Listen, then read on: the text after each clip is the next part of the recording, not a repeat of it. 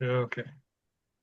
Throughout the book of John, the Apostle John gave us timing information so that would be able to understand the timing of different events in Jesus' ministry. However, John very purposely, uh, and I believe it's by the leading of the Holy Spirit, did not provide a minute by minute narrative of Jesus' life. Rather, he selected events from Jesus' life on earth that would prove to us beyond any doubt that Jesus is God. And so John does, though, take us chronologically through Jesus' life. He just skipped a lot of time periodically. So he'll be telling us a story and he'll say, well, this story fell in this time frame. And then the next time he finishes that story and the next words he comes up with are like sometimes months and maybe a year later. There's sometimes there's large skips in his telling of the story of Jesus. And so moving from John chapter 6 to John chapter 7 is just one of those skips. It's a long period of time that's just not there. Just he didn't talk about it. It wasn't important to his subject matter. It were covered in the other gospels. Whatever it was, whatever reason, rationale he had, he skipped time. So the events of chapter 6 represented a large change in Jesus' ministry, if you remember from last week. Prior to that time, Jesus had been surrounded by many disciples, people that were interested in his ministry, and they were following him around and listening to what he was telling them. But after the feeding of the 5,000 and giving the discourse, the teaching on the fact that he's the bread of life, a lot of people left him. He was left with only a few others beside the 12 because it was too hard of an analogy for them to get, and it was hard for them. We don't know exactly how much time passed between chapter 6 and chapter 7. Some think that it could have been like 6 months, some think it could have been even many more months. All we know is that there was a rather large time gap between the events of chapter 6 and chapter 7. Probably somewhere in that time gap, Jesus fed the 4,000. I don't know exactly how that chronologically lays out. And John didn't feel the need to document the feeding of the 4,000. That wasn't part of his. I probably had already read what Matthew, Mark, and Luke had written, Hmm. and he said, well, that's really good. I don't need to say anything about it. So, so the fact that John included the feeding of the 5,000 is very important because it already been covered by the other writers of the Gospels, and yet he recorded it as well. It means it was really important. Uh, Chapters 7 and 8 of John are rare gospel accounts in that there are no miracles described in either chapter. When you read through Matthew, Mark, and Luke, throughout Jesus' ministry, there's not many chapters where there's not a miracle that's happened. And here we have two chapters that describe the conflict between Jesus and the Jewish leaders, but there are no miracles uh, um, listed, described. So um, Jesus is in conflict with the Jewish leaders, and this conflict provided Jesus with rich opportunities to teach his disciples and the people around him. And he never missed an opportunity to teach. Never. So we're going to start in chapter 7 in verses 1 to 9. Jesus goes to the Feast of Booths in Jerusalem. So um, I'm going to start with you, JB, see if you can read this verses 1 and 2 of chapter 7. Let me get to it. Get your light. You say verses 1 and 2. 1 and 2 of chapter 7. After these things, Jesus walked in Galilee, for he did not want to walk in Judah, because the Jews sought to kill him. Now the Jews' feast of tabernacles was at hand. Okay, very good. So what do we know about the Feast of Tabernacles or the Feast of Booths, depending on which translation you read it from? The ESV uses the word booths. Other translations use the Feast of Tabernacles. So let's talk about that for just a bit. According to Kostenberger, who wrote a really good commentary on the book of John. So one of the commentaries Charlie, our son, studied from when he was in seminary. Kostenberger says the Feast of Booths was celebrated in September or October after the grape harvest and 2 months before the Feast of Dedication. It followed shortly after the Day of Atonement and marked the conclusion of the annual cycle of religious festivals that began with Passover and unleavened bread 6 months earlier. So perhaps it had been 6 months since, well, we studied it before, because it was Passover and unleavened bread happened 6 months earlier.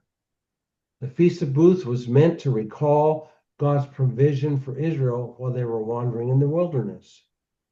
And the main part of the feast was 7 days, and then there was an 8th day of special celebrations. And one of the key events of the Feast of the Booths, the chief priest would pour out water in the temple. And this is important because in these chapters that we're going to study in chapter 7 and chapter 8, Jesus is going to talk about rivers of living water. He's going to teach about rivers of living water as the chief priest is pouring out water in the temple. But when we get to it, we're going to find out that water is very important in God's environment, the way God thinks of things. Water is important. The Feast of Booths was a very popular celebration, so it was usually very well attended. So people would come from all around the Greek world to attend the Feast of Booths. In chapter 6, Jesus was in Galilee, specifically in Capernaum. That was kind of his home base. So for the period between 6 and 7, Jesus stayed in Galilee. So we're assuming that he stayed around Capernaum. That's his home base. Yeah. That's kind of his home base. So why did Jesus not go to Jerusalem during that time? It could have been 6 to 9 months. Why wouldn't Jesus gone to Jerusalem? It wasn't time to die yet. Yeah, the Jews in Jerusalem wanted to kill Jesus. I think that's a good reason not to go. Yeah, that's a really good reason. Thinking. It wasn't time. And it wasn't time, yeah. Go back to chapter 5. The last time Jesus was in Jerusalem, he had healed a lame man on the Sabbath. And after Jesus did that, he declared himself the Son of God, co-equal with God, in front of the Jewish leaders. And from that point on, the Jews sought to kill Jesus. They weren't kidding around anymore. And they were serious about it. So, yeah, Jesus said, I'm not going back to Jerusalem right now. It's not my time. It's not my time. When it was his time, he went. But now this was not his time. So, Barbara, could you read verses 3 through 9? Sure. So his brothers said to him, "Leave here and go to Judea, that your disciples also may see the works you are doing. For no one works in secret if he seeks to be known openly. If you do these things, show yourself to the world." For not even his brothers believed in him. Jesus said to them, "My time has not yet come, but your time is always here. The world cannot hate you, but it hates me because I testify about it that its works are evil. You go up to the feast. I am not going up to the feast, for my time has not yet fully come." After saying this, he remained in Galilee. Very interesting dynamic, isn't it? These verses clearly show that Jesus' own family members did not believe him and did not believe in him at that time. No, that would have been James Yeah, oh yeah. The word and translated Jude. brothers could be translated brothers and sisters. We know from other passages that Jesus had brothers and sisters. In Matthew 15, verses 55 and 56, it says, is not this the carpenter's son? Is not his mother Mary?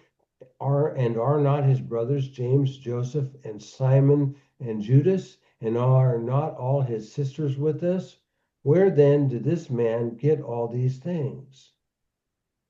So we know from the other writers of the Gospels that Jesus had brothers and sisters, and none of them believed in him at this time. I believe Mary did, but I don't believe that any of the other ones did. And I believe that when they came to urge him to go to Jerusalem, and Jesus, John made it clear that their attitude was one of unbelief. And I believe that they said what they said to Jesus in a very mocking way. You know how brothers and sisters can be. We can be pretty mean to each other sometimes. And I could just hear them say, "Ah, come on, you go on. You think you're so big. You need to go to Jerusalem and let everybody else know." You know how that is. I believe that they were very mocking, and Jesus wouldn't put up with it. Jesus responded by saying his time was not yet come. Now, this response could have many different meanings. For example, he could have meant that it simply wasn't time for him to go to the feast. He could have meant that it was not time for him to be taken by the Jews and being crucified. That's truly true. Actually, it probably had a combination of meaning. Jesus knew that the Jews were looking for him to kill him. And if he entered Jerusalem very openly and publicly, that they would probably grab him and try to secret him away and kill him. But his time wasn't come yet. Well, or grab him and try to make him king. Yeah. And it would have made a mess because the prophecy of the 70 weeks of Daniel went down to a specific day. Yes. And it wasn't then. It wasn't then. That's right. So, what did Jesus mean when he told his family that the world could not hate them?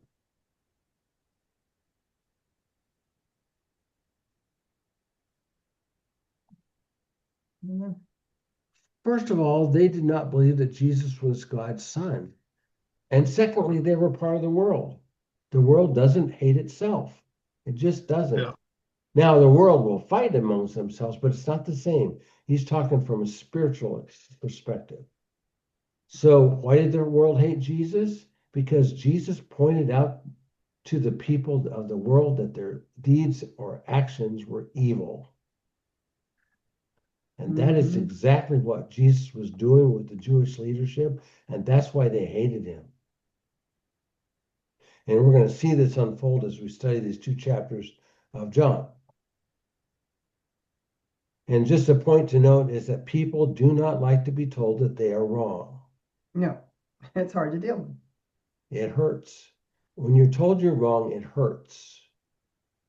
And usually people lash out when they are accused. Whether they're rightly accused or wrongly accused, people don't like to be accused. And if they're rightly accused, they're going to try to come up with some kind of an excuse to get out of it. Mhm. That's human nature. That's the sin nature within us. Sometimes you don't even have to say anything to people for them to feel guilty. Sometimes your godly actions will accuse and cause people to feel guilty. I've seen that. I have seen that Oh, yeah. happen.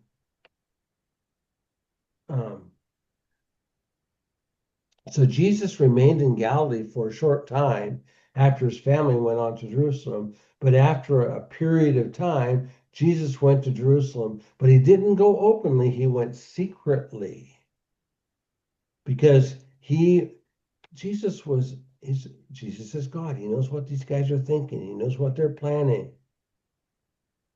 And he knew that if he could go into Jerusalem secretly and then show up in a crowd of people, they couldn't attack him.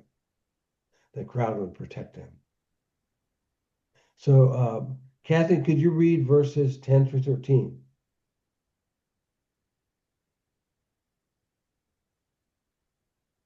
There you go. 10 through 13. Yes. But after his brothers had gone up to the feast, then he also went up, not publicly, but in private.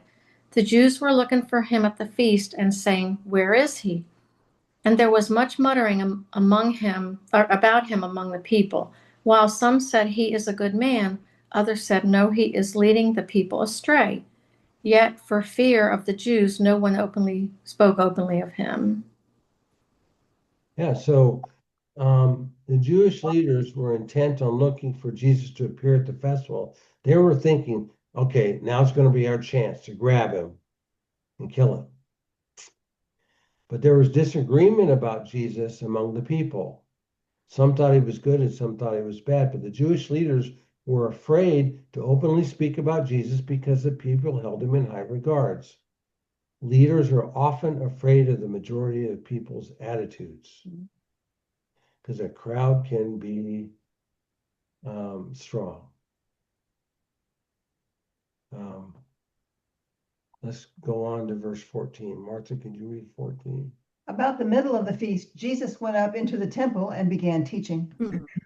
So Jesus waited in the middle of the feast to go into the temple, and he slipped in and just got himself a place, and then he started teaching, and all of a sudden the Jewish leaders couldn't do anything about it because he was amongst a crowd. So he just quietly entered Jerusalem, didn't announce himself, went to the middle of the temple. This is all planned. He knew exactly what he was going to do. He James Bonded them. he snuck in quietly, and then he started teaching and just went right to the heart of things. And he was surrounded by the people, and the Jewish leaders were then afraid to do anything to him because of what the people would say. All back to 14. Yet for fear of the Jews, no one spoke openly about him. So Gary, read verse 15, please. Verse 15, the Jews therefore marveled, saying, "How is it that this man has learning when he has never studied?" I love this. I love it. In his teaching, Jesus displayed another aspect of his divinity. Again, remember, John's trying to show us that Jesus is God.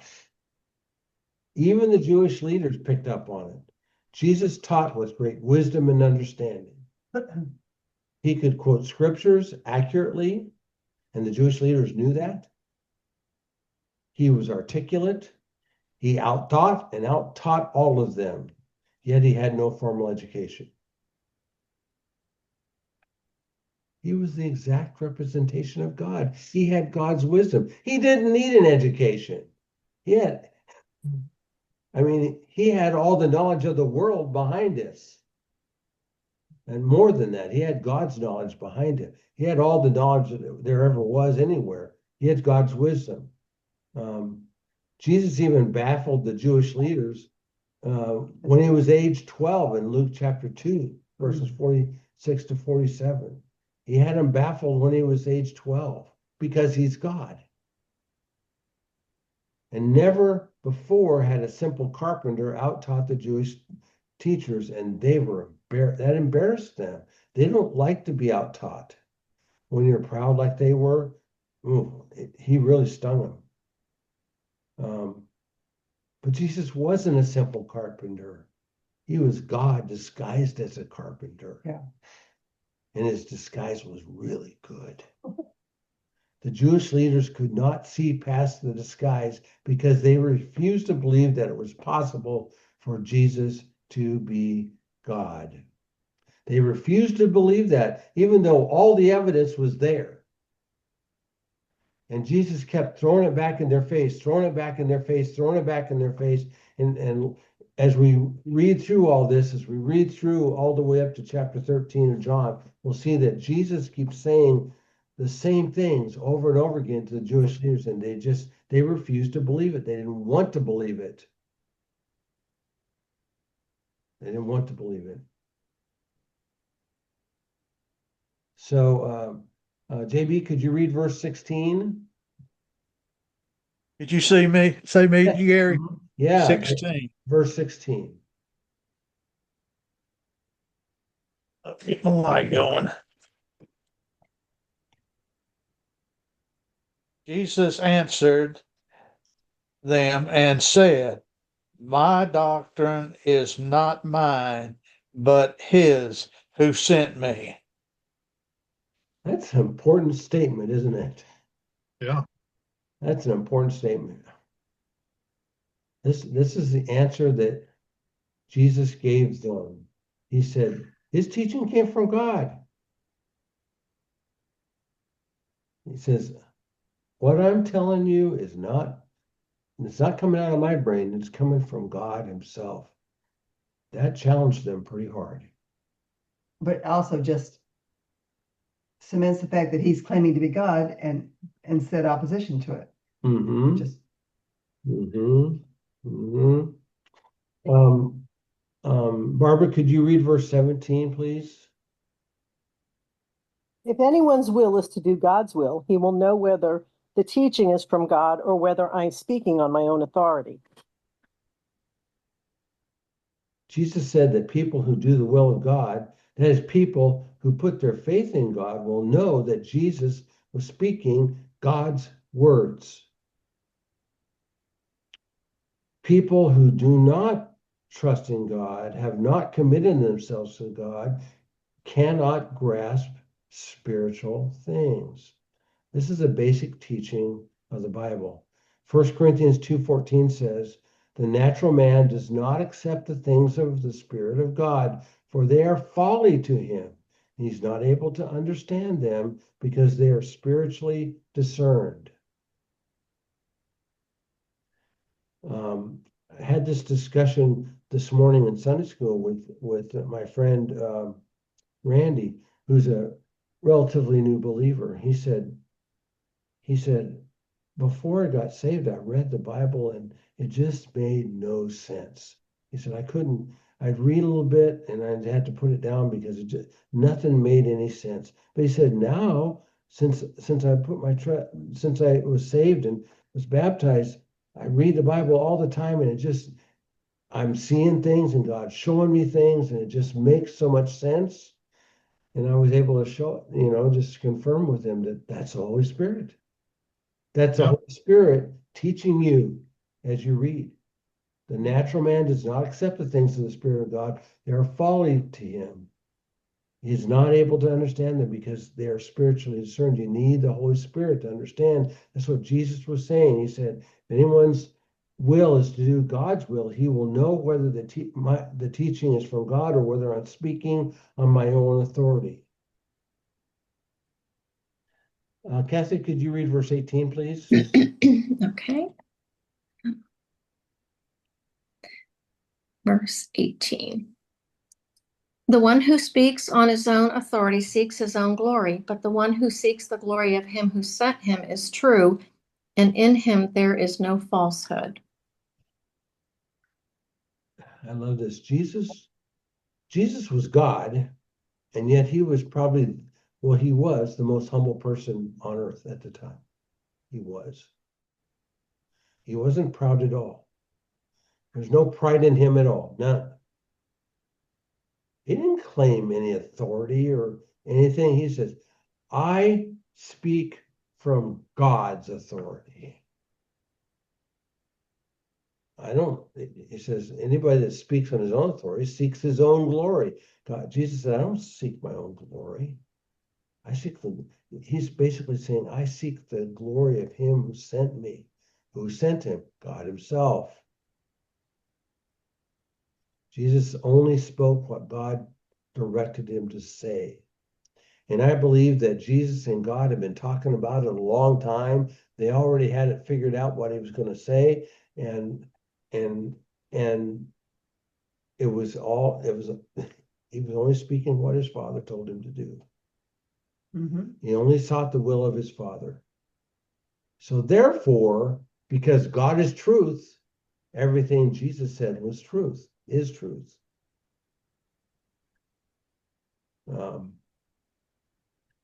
this is important stuff. Gary, could you read verses 19 to 24? It's a little bit long, but Yeah, 19 through 24. yeah. Has not Moses given you the law? Yet none of you keeps the law. Why do you seek to kill me? The crowd answered, You have a demon. Who is seeking to kill you?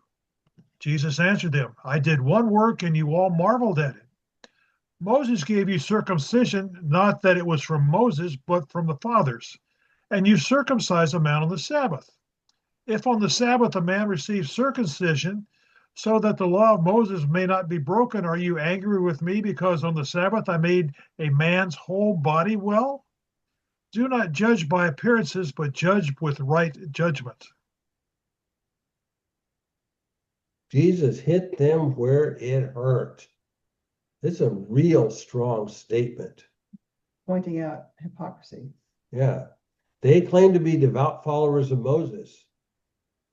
And Jesus used Moses against him. So he pointed out, you're supposedly following the law of Moses, and yet you're not following the law of Moses. They were sinning. What was their first sin?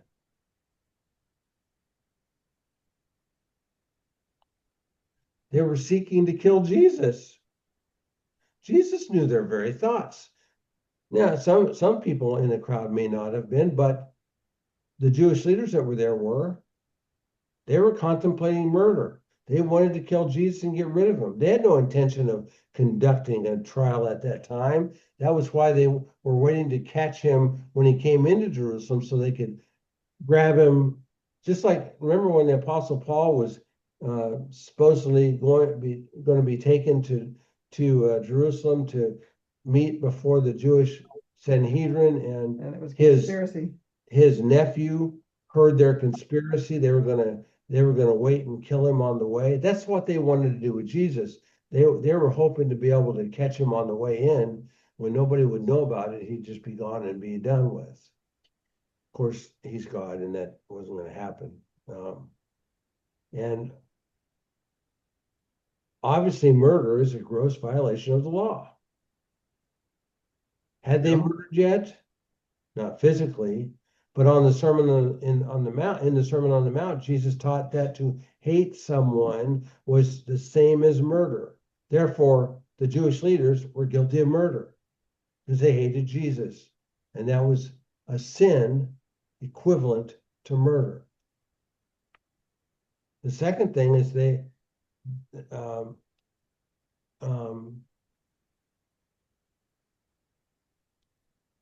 Jesus, when they said, well, we didn't commit murder, Jesus didn't even flinch. He said, he went right back at their desire to kill him. But then he said, well, the reason you're after me is because I healed a man on the Sabbath day. So Jesus compared circumcision with the healing. The Jewish leaders circumcised on the Sabbath. I didn't know that, but they did. Yeah, because it has to be the 8th day. They circumcise on the 8th day.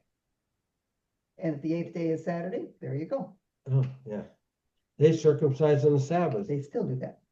And Jesus offered that there was no difference between circumcising on the Sabbath and healing a man's body on the Sabbath. They're grasping at straws. Jesus pointed out the third sin, and that was they judged by appearances rather than truly seeking God to judge rightly. They had created a ton of rules. They considered the rules to be very black and white, and that their rules had the same weight as the law. So all their judging was all exterior. Everything was external. Everything was completely external. Did you clean the fork correctly? Did you wash the dish correctly? Did you wash your hands before you ate? Did you wash your feet right? Did you bathe at a certain time? Did you But at the same Did time, you give a tenth of your dill and cumin and, but at the same time, plotting murder in your mind yes, or actively, but we went by the rules. yes, yeah. Their religion was based on external rules of contact, not on finding a solution to internal sin. So they didn't even consider what was going on in their minds. And they didn't consider, if I didn't say it, it's not a sin because I didn't say it. Well, you thought it. And God knows every thought that we have. Can you imagine? I've a couple of times in my life, I meditated on the fact that I would not want anybody to know what's going through my brain at any one time. Because thoughts come into our brains that are really bad all the time, and you have to deal with that. And we're all susceptible to that because it's part of our flesh. That's one of the things that I'm so looking forward to going to heaven for when it's my time, that all that's gone. All that's gone. Every thought of my mind when I get to heaven is going to be holy. I'll not have any of those fleshly thoughts that I have to deal with.